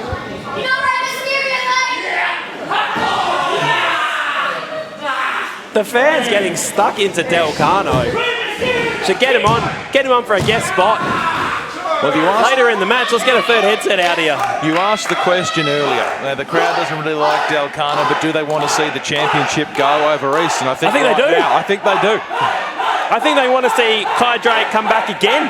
That's right, because that's ultimately what it means. If he goes away with the EPW Pride Championship, he's going to have to come back here and defend it. Absolutely. He's not taking it hostage and going back to New South Wales. He'll be representing the explosive school of professional wrestling. And I feel he'll be a tremendous ambassador for ESPW. This is Dragonheart. 9 to 10 years in the game. He's got to dig deep and find where is that Michinoku driver. That's what he told me earlier. He didn't tell Delcano, he told me that in confidence. Well, that's it. To get the championship tonight, he's going to need to recover from the hole he's in. Because we see Delcano, he's on top and he's not letting up. Tornado DDT countered. There it is, exploding out of the corner. Hard strike. And again. The explosive forearm at the Explosive School of Professional Wrestling. The explosive lariat in the corner. Explosive enziguri. An explosive brain buster! Perfect suplex there by Kai Drake, follows up immediately for the pin. Just the 2 count, but things are back level pegging in this match. Kai Drake looking good. The Dragonheart in control. What a show we've had. So far, ESPW, we've still got our 20-person Rumble main event. Penalty kick. It's been all action and Delcano goes to his knees on the concrete. The Dragonheart's on the outside, the crowd's into it. What a treat you get here in ESPW. He's been held. Referee. Eject that superfan out of here. As they put in the chairs. Dragonheart's got to be careful here. He's waltzing Del Cano around the Malaga Dome, but he has to get him back in so he beats the count, and does so. Very effective work by Kai Drake here. Great spot there, Jones. Good. I was worried about the count out as well. Looks like a reverse. What on earth is this? And a powerbomb! Where did that come from? I have never seen that before in my life. If you've seen Kai Drake before, you might have seen it, but I have never seen that before. That is new, it's innovative, and it's all what ESPW is about. Dragonheart on top here in the match for the Pride Championship. Your current champion, Del Cano, looking like he might be going down in this one. But now the back elbows, trying to pry Kai Drake off him. Kai, a big strike to the back, lifting up Del Cano again. The roll up. Hook the ankles tight. I thought Del Cano got the victory with the victory roll. Kick to the midsection. Another hard strike. Del Cano goes down to his knees. The equalizer. That was blatant by Blake Walker in plain sight of the referee, pulling his legs. Gets what he deserves, a big super kick. 5 figures well spent, Jones good. Suicide dive through the rope. He nearly went out the door. And Blake Walker once again looks to have turned the tide in this match. He's worth his weight in gold, Blake Walker, because look at this. Capture German. Beautiful bridge by Del Cano. It's the only beautiful thing about him. He's got to hide his face under that mask, but a beautiful bridge. Running European uppercut. He's hit that so many times. Tornado! DDT! It's over. Yep, it is over, Jones good. No, he's got his shoulder up. Some way, somehow. Dragonheart indeed. Jones, is there a time limit on this match? Because these two might fight forever. I didn't hear a time limit announced. No, I didn't hear one either, but I tell you what, if they did fight forever, it wouldn't be the worst in the world. This match, all action, all the time, for the Pride Championship. You're getting value if you've turned up here this evening. You're also getting value on the YouTube, because not only is it free, but you just need to like and comment down below and subscribe to the channel to get every ESPW show. But if you can make it down here, awesome as well. You can do that tomorrow night, but right now, Del Cano making his way to the top rope. He's already dragged Kai Drake right into the position he wants in the middle of the ring. What's he going to do from the top? There's an aerial specialist shooting. Star press is missed. Del Cano hit hard. He hit the mat hard. He's in big trouble. This is Kai Drake's chance. We saw how effective that was on the outside to Blake Walker. Now he's delivered one to Del Cano. Del Cano is in trouble. New Pride champion. Very close, Kai Drake. And I noticed that super kick just hit Del Cano in the shoulder. Perhaps if he got him in the face, we'd have a new Pride champion right now. It's a game of inches. Absolutely, it has to be. When you've got two competitors as high quality as these two, it is indeed a game of inches. It's just about who can hit the right move at the right time and capitalise. And that's where it becomes a big problem. If they're this evenly matched, the two competitors, the difference may be who has someone on the outside helping. And right now, that person's Del Cano. We are deep into the fourth quarter, because these two have been battling it out for a long time. I haven't kept track of just how long, but this match is deep into overtime. These two are finding their last bit of energy, and they've entertained this crowd. Whatever happens from here, this has been a tremendous matchup. It certainly has, and Del Cano inviting the jeers of the crowd. He's inspired by the fact that he's loathed by everyone in attendance here at ESPW. Well, this is just my opinion, but this could definitely be a contender for ESPW Match of the Year in 2025. Kai Drake's made his way to his feet. The Michinoku driver! That's the Michinoku driver! 1, 2, 3! He brought him through! How? Single leg Boston Crab. He learned this at Landstorm's Wrestling Academy. The single leg, the Maple Leaf Boston Crab. Bullseye Cano tap. He's in the centre of the ring. He's a long way away from the safety of the ropes. Oh, watch this. The big equalizer's coming in. Blake Walker. Oh, the clothesline to the back. Right, there's a disqualification. That's got to be. It has to, yeah, disqualification. It has to be. Unbelievable. Blake Walker, you've ruined Match of the Year. What a sad way to end what was an absolute classic. That is so disappointing for Kai Drake. The sidewalk. Sidewalker by Blake Walker. He's ruined a classic. Someone ban this man. That's outrageous. I don't want to see Blake Walker at ringside at a Del Cano match ever again. Blake Walker's still doing Del Cano's bidding. He has ruined what would have been match of the year and perhaps a new Pride champion in Kai Drake. He's saying he had him beat though. He's saying he didn't need Blake Walker's interference. I think Del Cano's deluded.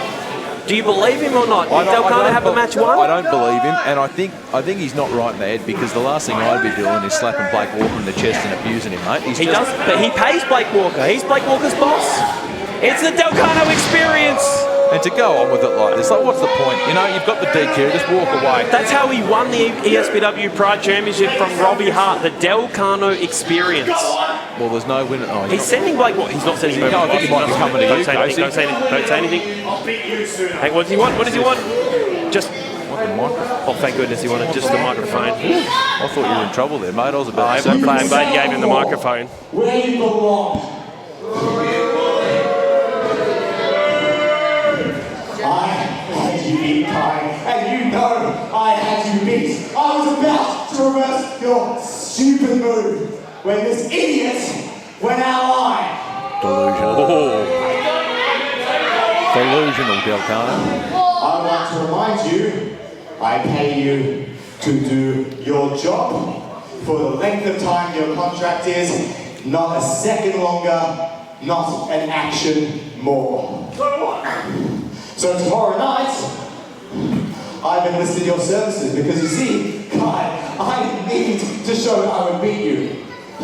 So tomorrow night, you're going to go up against my hired help in a tag team match. Now, the only people you know in Perth are the other idiots who went to the super camp, and they're already booked. You have no friends here. You got 24 hours. Good luck.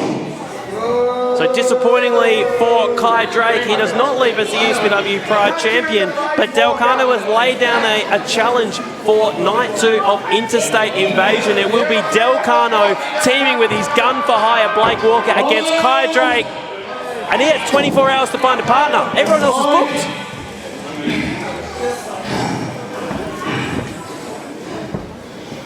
Not many people may know this, but I've got a family here in Perth. I'll do you now, okay? Alright. And not only in Perth, I have family right here in ESPW. Who could it be? Jones good. To find out, you've got to buy a ticket. You've got to get down to ESPW tomorrow night. Tomorrow, I have myself a tag team partner. Okay. I call him Father. But His dad? to everyone else here, they know him better as the God. No way! Stop! No way! It can only mean David Storm. Surely not. You two will fight Kai Drake and David Storm. That will blow the roof of the Malaga Dome. What a The match. Godfather David Storm in the SPW. Del Cano has made a terrible mistake tonight. He's abused his gun for hire, Blake Walker, and he's talked his way into a match, not just with Kai Drake, Dragonheart, but with the godfather of Perth Pro Wrestling, David Storm. This match, the singles competition tonight between Kai Drake and Del Cano, was working its way towards match of the year before Blake Walker intervened and got himself disqualified. But tomorrow night, we've got to guarantee Blake Walker can't intervene because he's involved in the actual match. Del Cano, Blake Walker, Kai Drake, and the Godfather David Storm. Only right here, ESPW 46, night 2.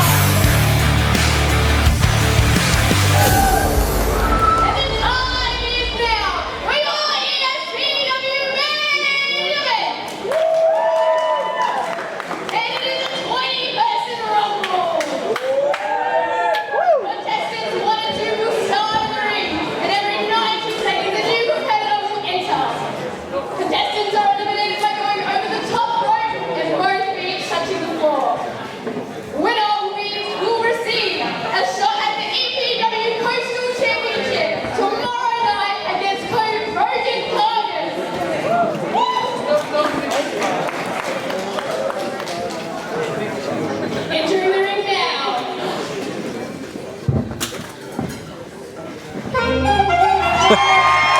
Great George.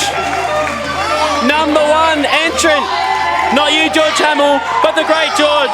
He's returned from his participation in the Macedonian Music Festival, which kept him out of Winter Warfare. He was performing a Macedonian version of Like a G6 on the oboe, and he was unable to attend Winter Warfare. But he is back. But unfortunately for the Great George, the former EPW Coastal Champion, he's number 1. He has to run the field if he wants another shot against Rogan Kargas. Here he goes, Mr. Macedonia himself, representing the great nation of red and yellow. I mean, we need to get somebody on these ropes. Where's the ring crew? He's trying his best, is the Great George. I think it was that match. I think Blake Walker destroyed some of the ring. The Great George is number 1. Who's going to be number 2? Jones Good. Here we are. Who's this? It's the main event. Who could this be? Red Justice! Red Justice. We haven't seen Red Justice in months.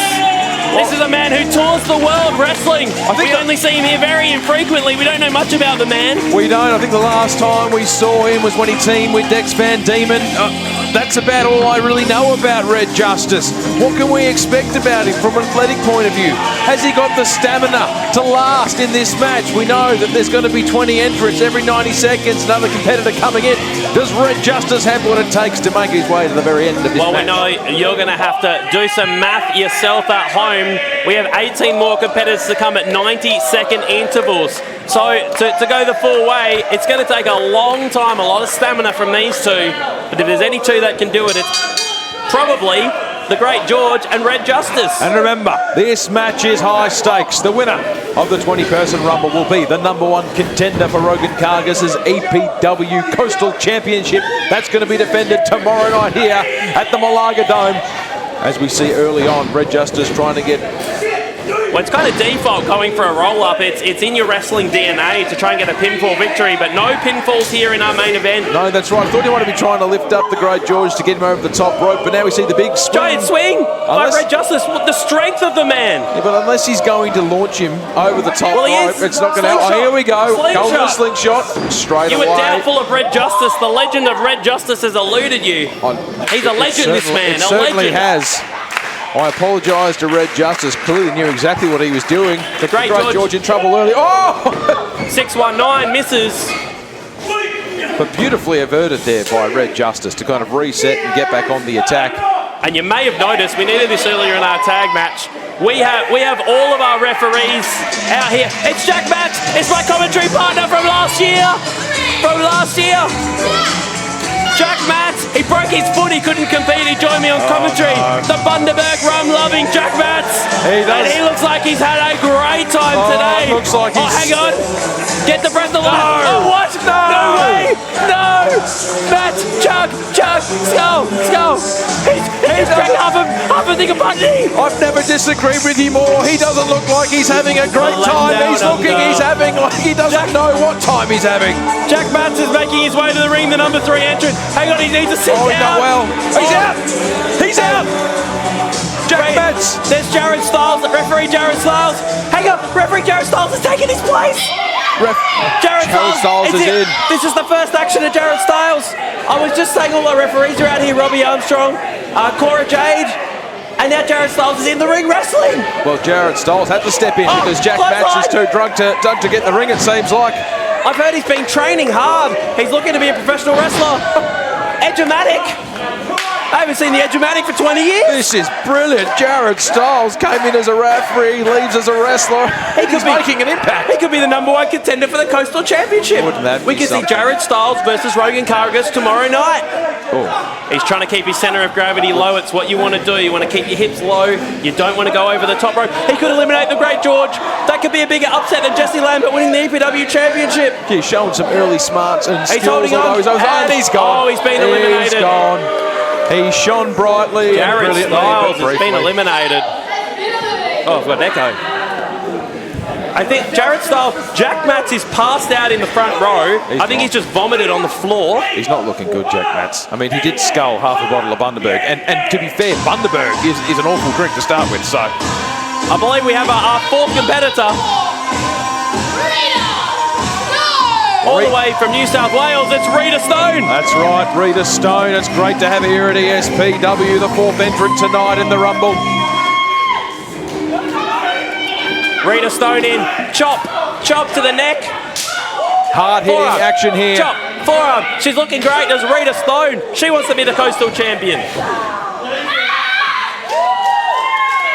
Looking to make an impact, and this is probably the best match. Hurricane Rana on, I was going to call him Red Dragon, Red Justice. Red Justice does have a bit of a dragon look. You'd be forgiven for saying that, but no, Red Justice flung into the corner. The Great George able to reverse Rita Stone, but Rita Stone took over straight to the top rope, takes down the Great George. Springboard, and she might have pinned the Great George if it was a traditional match. George is out of here and eliminated the Great. Hang on, has both feet touched the floor? I didn't see both feet touch the ground. Maybe one. Referee Robbie Armstrong's there. Completely on a good referee.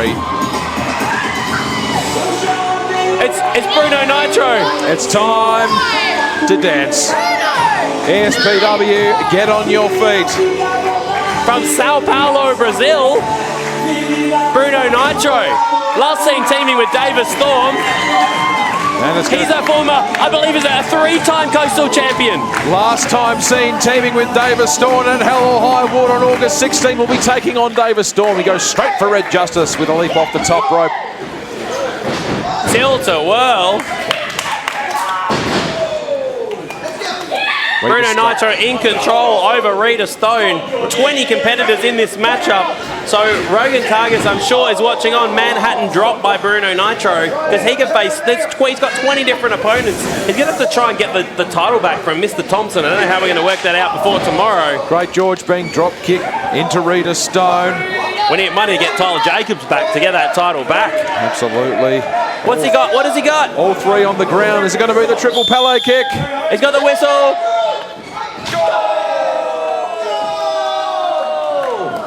That's a triple goal. That's a hat trick. Out goes the Great George. And George still managing to hang on for the third time tonight. Red Justice. Red Justice is up, but not out.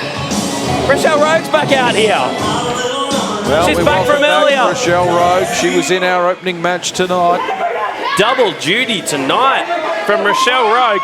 Well, when you're here in the Explosive School of Professional Wrestling, you're going to take every opportunity. Now, we don't know who's in this match. We've just been given a list of a possible 30 different competitors that might be in this matchup. So as they come out, we're going to do our best to fill you in on who is in this matchup. And we have got Rita Stone slugging it out with Rochelle Rogue. Look at the aggression by Rita Stone, laying in those punches, and again, the shoulder into the gut right here. We got New South Wales versus Victoria right now. Well, the hatred is palpable. Bruno Nitro, he's tangling with Red Justice. We've got Rita Stone in the corner. The Great George has nearly been eliminated about 7 times from this matchup. He's the great survivor, the Great George. Jack Matz, I think, has just chunned it again on the outside. I think half of that Bundy's come up on the floor. I don't know who's going to clean that up after the show, but it's definitely not going to be me.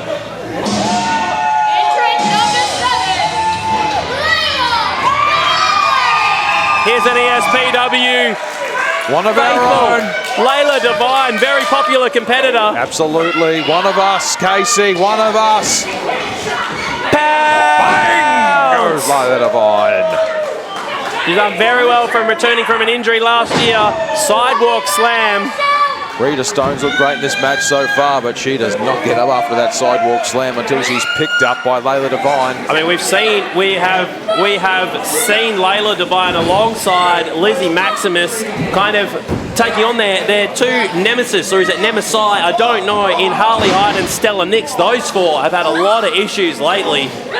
Well, a lot of issues as we see. The ESPW women's division is really coming together nicely. We see the backbone of that division in the ring right now with Layla Devine. We saw earlier Lizzie Maximus. It's starting to build, it's starting to grow. It's getting exciting here at ESPW as we see the next entrant come in.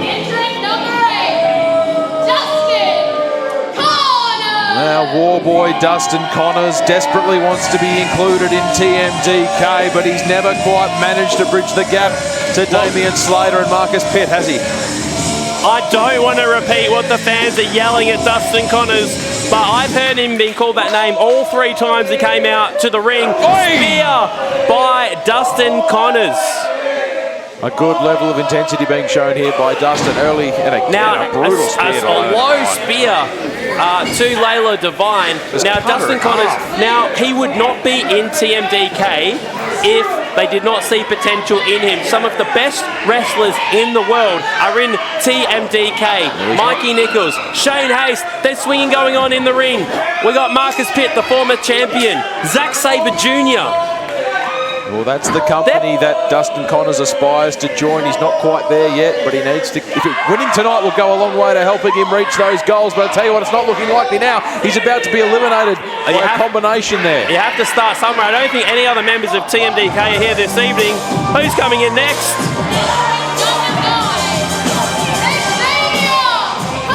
He's our youngest competitor, only 17 years old. He's a star of the future, cutting his teeth here in ESPW. I know he's a big unit for a 17-year-old as we see the sling blade. Dropkick, 17 did you say, Jones Good? That's exactly right. 17. And look what he's up to. Not even old enough to have a brew after the show, but he's TKO to Red Justice. What an exciting young competitor. He'll be watching this on the YouTube, showing all his mates. He will. The great George once again in trouble. It's probably the only reason he survived. Every time before a match starts, he runs the ropes, and that balancing act certainly helping him out so far in this rumble. I think it did. He tested the strength of the ropes out, so perhaps he knows this ring better than anyone else. But it looks like the 17-year-old Xavier Carter about to eliminate the very popular Great George, who's representing not only Western Australia but Macedonia at the same time. All we can see is the tops of the Great George's feet valiantly hanging on. I think he might be back in. He's done it. He's survived. What on earth is going on now? To say what? We've got some kind of vegan protester here. I'm not quite sure. We're part of the problem, I'm told, Casey. We're part of the problem. Meat is murder. Well, there's a lot of meat in the ring right now. Dustin Connors, a bit of meat for TMDK. Yeah, no, bit of a unit. Meat is murder. This is Sage. What is the shirt she's wearing? Is that covered in blood? Is that the idea? Has she murdered or... I don't understand the concept here. I'm a bit... Well, I think it represents the murder of animals. Red Justice. And she's... And Dustin Connors... Hey, Jack Matz has finished his chunder and he's back up. She's been hit with a sign and she's been eliminated. She's fallen into Jack Matz. I'll see you later, Sage. I think Jack Matz has vomited on Sage on the floor. Got a bit of chunder on her face.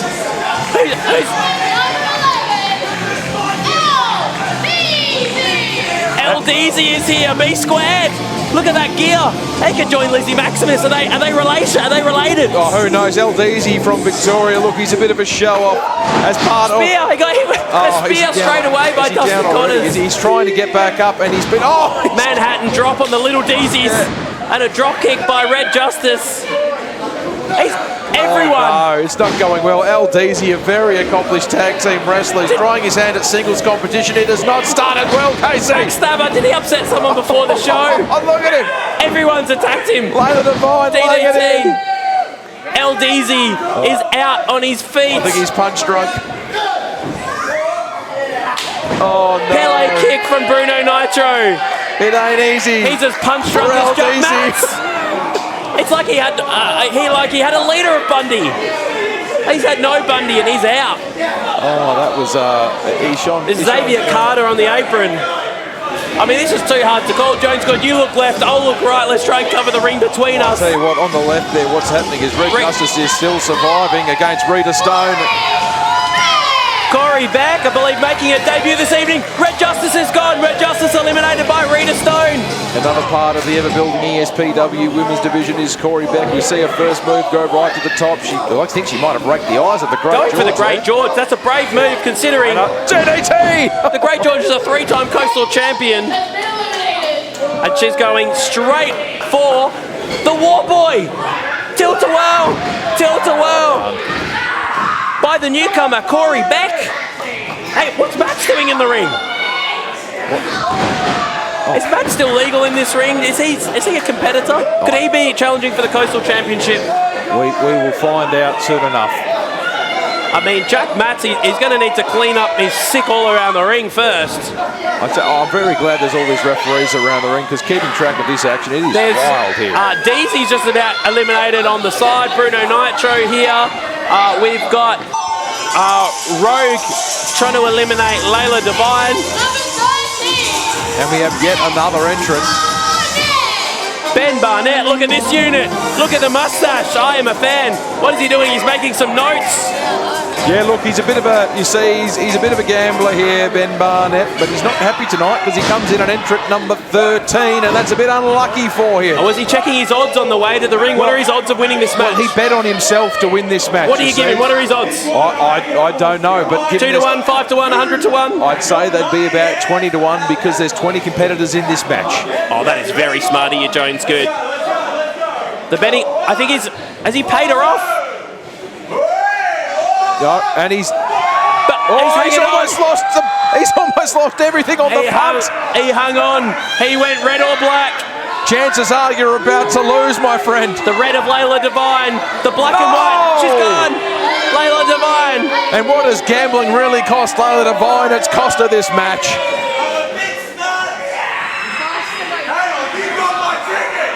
Oh no! Is that his ticket back to? Is that his ticket back home? Maybe he's going to be stuck here in Perth. I'm not sure we want that, Jones. Good. Send him back. Send him back. That's right. John Stop Action, one of the greatest names right here tonight.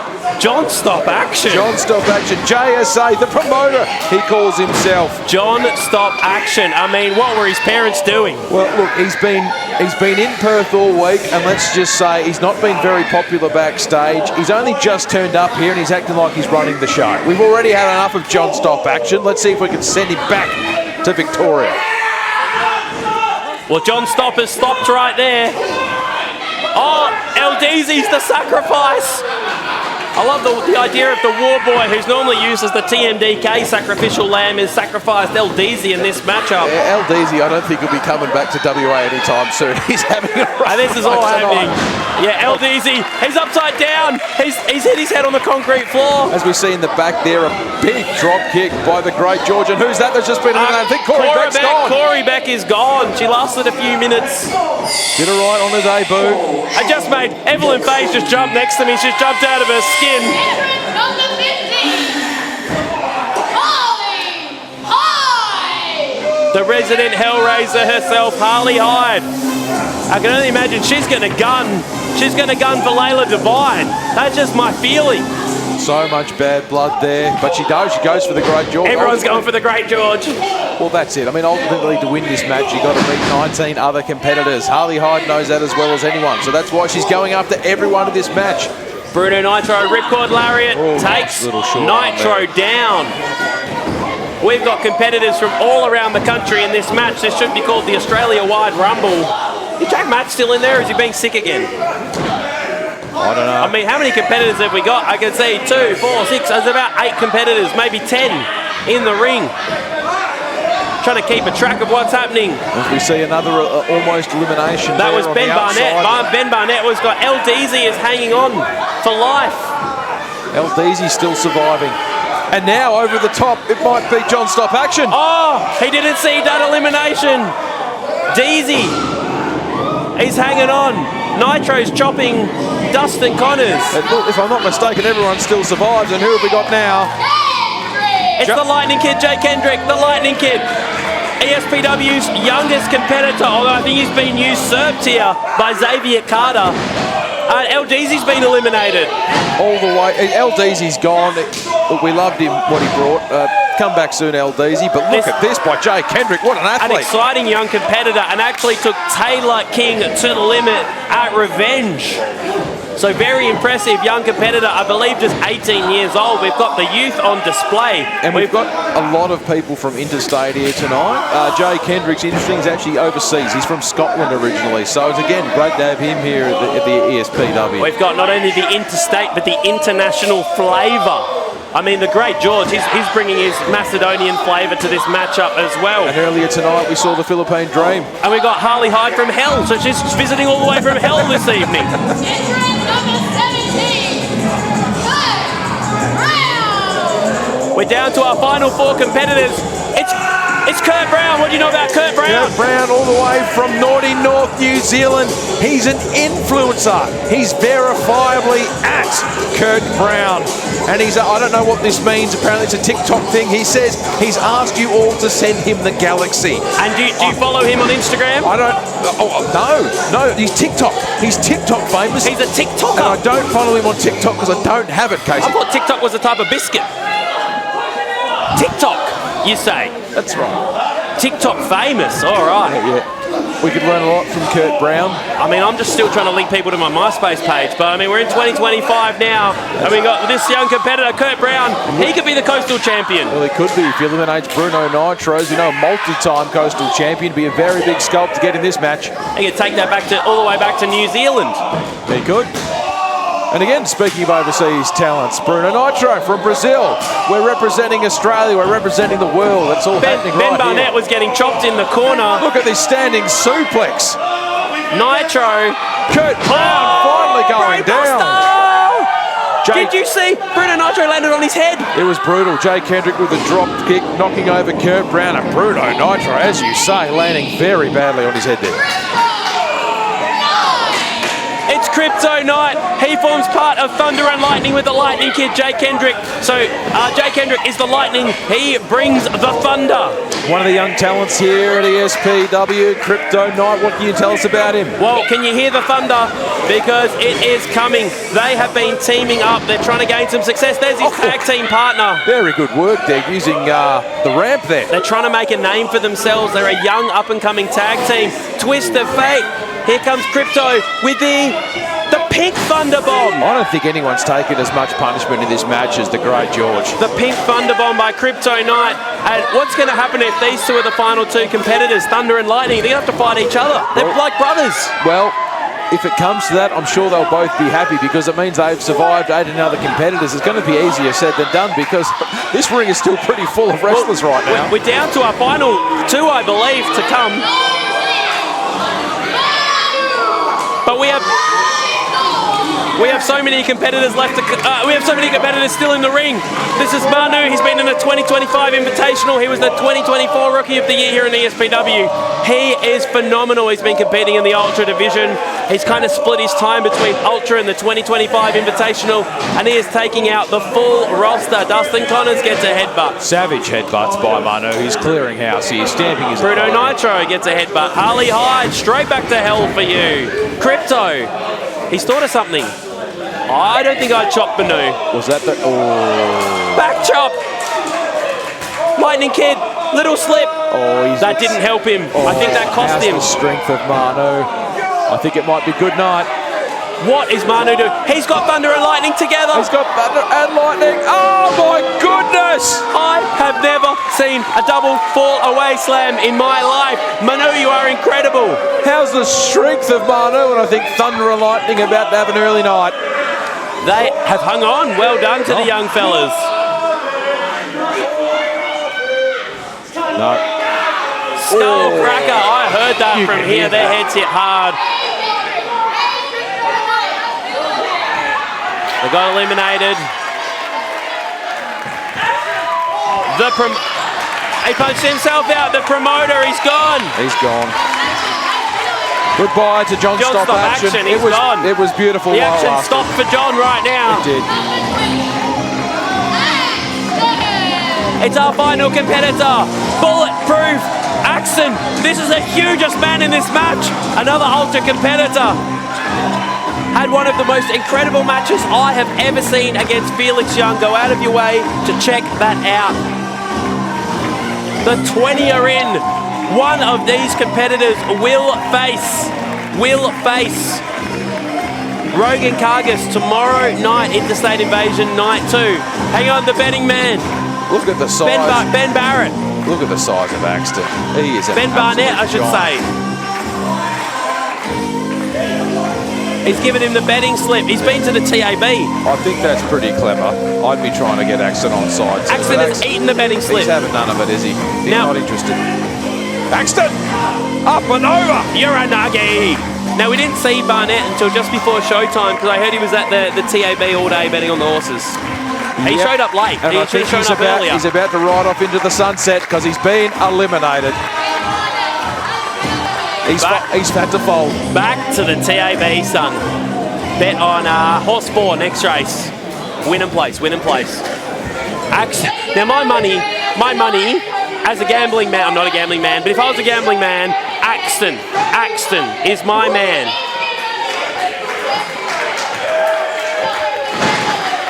We got Bruno Nitro. Who have we got in the ring? Jack Matz, the full moon on display.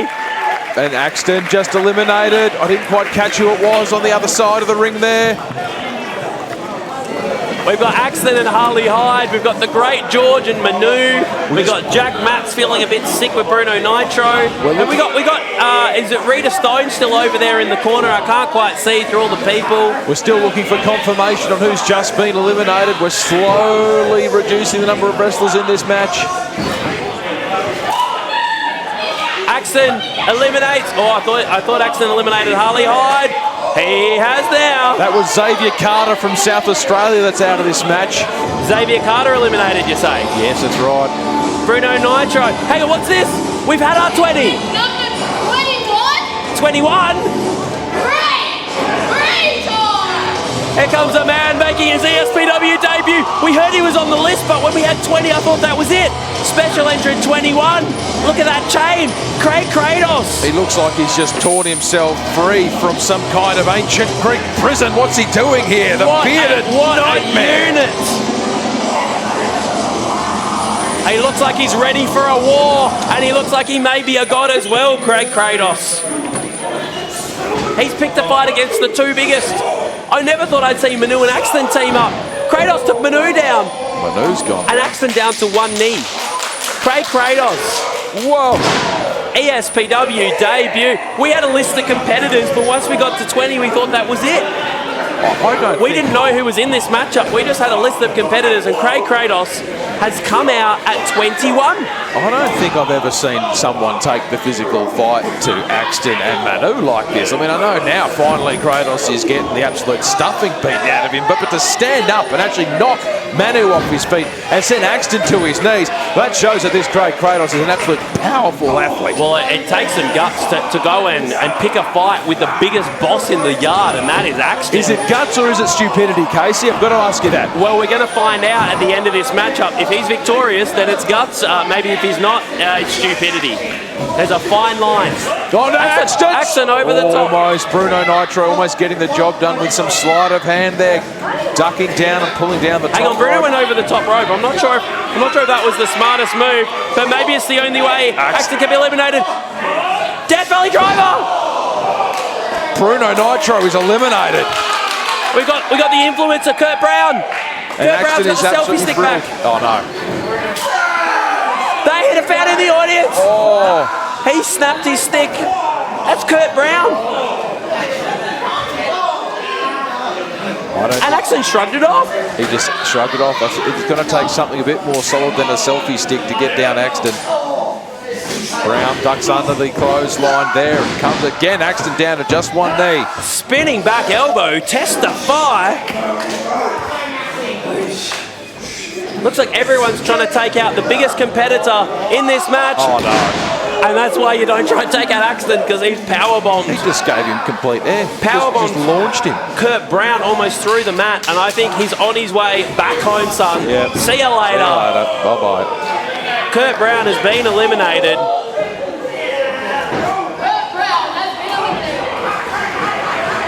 Manu, savage kicks in the corner there on Craig Kratos. Jack Matz is in. Oh, Jack Matz. He's eliminated finally. Jack Matz is eliminated. Well, off his Oh, head. the fans hate this. Well, he probably doesn't know he's been eliminated, to be fair. He's probably too hammered. He's going to wake up in the morning and think he's going to have to watch on YouTube to find out what happened. He will. Who are we down to? Jones good. Oh, looks like Kratos. Kratos is about to No way, go. Kratos. Kratos Airways. Kratos is gone. Craig Kratos. What do we got left? Axton. Manu. Axton. Connors. Rita Stone. And the Great George, And Great George is somehow still in. The Great George started. I mean, Rita Stone came in at 4. She's been in this match, I want to say, over 20 minutes. The Great George, 25 minutes. Wow, Manu big with a cross huge body there. Headbutt crossbody combo from Manu. He's unorthodox. Definitely effective though. How has he picked Axton is 280 He's pounds. an absolute unit, Manu. Oh, and again, big kick. I want to from see Axton these to the two head. go at it. Manu versus Axton in Ultra. Ultra. Yeah. Where's the management committee? Book it. Get it signed. Get it signed. Well, it looks like Jack Matz is making his way back to the pub. Axton should not be going. Oh to my the top rope. goodness! Oh! Double underhook suplex. Who's going to eliminate Axton? The echo of that bump went all the way around the Malaga Dome here. I mean, we've repaired our ring for Winter Warfare. And that could be it for Axton. Still manages to keep his feet on the outside. That saves him from certain elimination. Blocks the attack of Manu. Is he going to bring Manu out with him? They've got eyes for each other. We've got Rita Stone. We've got the Great George. We've got Dustin Connors from TMDK. We've got Manu and Axton as our final 5. But it's the two giants that are on the outside, teetering on the edge of elimination. Rita Stone! The smallest competitor in this match has eliminated the two biggest. Rita Stone, very impressive. She just eliminated over 500 pounds and 2 of the best Ultra competitors in ESPW. We're down to our final 3. So The Great George. The Great George from Macedonia, Dustin Connors from right here in Western Australia, and Rita Stone from New South Wales. Your final 3 in the Rumble. Remember, the winner of this match, #1 contender, will go on to face Rogan Kargas tomorrow night for the EPW Coastal Championship. And any 3 of these competitors would be fantastic opponents for Rogan Kargas. But the Great George is trying to be seconded here by Dustin Connors. He's trying to get him to join together as a team. Team up on the New South Wales competitor, Rita Stone.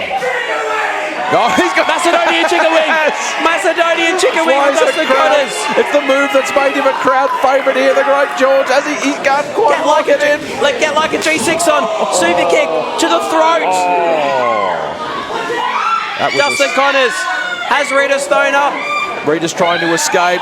Can she grab the rope? She can. That stops Dustin Connors from being able to launch her. Looking for a version of an F5. We'll learn that off Marcus Pitt.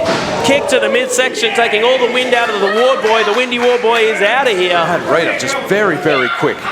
Look at her flying off the ropes. She has been in this match for over 20 minutes, closing in on the half-an-hour mark. #1 and #4 going head-to-head. Attempted crossbody, unsuccessful by Rita.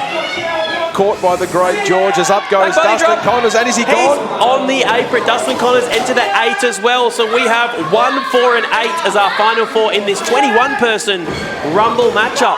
And Dustin Connors just sliding out underneath the bottom rope there, just catching his breath. But everyone on the apron. Back over. Rita Stone has impressed me in this matchup. 20 different opponents. What is Dustin Connors doing? He just keeps rolling out the bottom and walking around. He just doesn't want to face the Great George and Rita Stone. That's not how to win this match. It might be a smart move. I think referee Robbie Armstrong or Ref Raff or Cora Jade need to get him back in the ring. Well, I don't think it's that smart when you're down to the final 3, because you can't win unless you eliminate your opponents. And now he's done the one thing that's going to unite the 2 that are left against him. Well, I thought it was smart of Dustin Connors to roll out the ring because he can't be eliminated. But the Great George and Rita Stone, they've teamed up, and now the War Boy signed his own death warrant in this match. Absolutely they have, because they weren't having him wait on the outside and waiting for George or Rita Stone to eliminate each other. These are some of the hardest forearms we've heard all night. Dustin Connors is ducked. George socked her in the face. And the low blow to the Great George. The Macedonian Marvel has been eliminated. It is now down to your final 2. 30 minutes in this matchup, Jones Good. 30 plus minutes. He took so much punishment, but the what would normally be an illegal low blow was what got it done finally. It is legal in a Rumble match. We have number 4, Rita Stone versus number 8, Dustin Connors. Looking to powerbomb her to the concrete floor. She's holds on. Connors is out. Rita Stone wins. Your number 1 contender for the EPW Coastal Championship all the way from New South Wales. That's right, it's Rita Stone.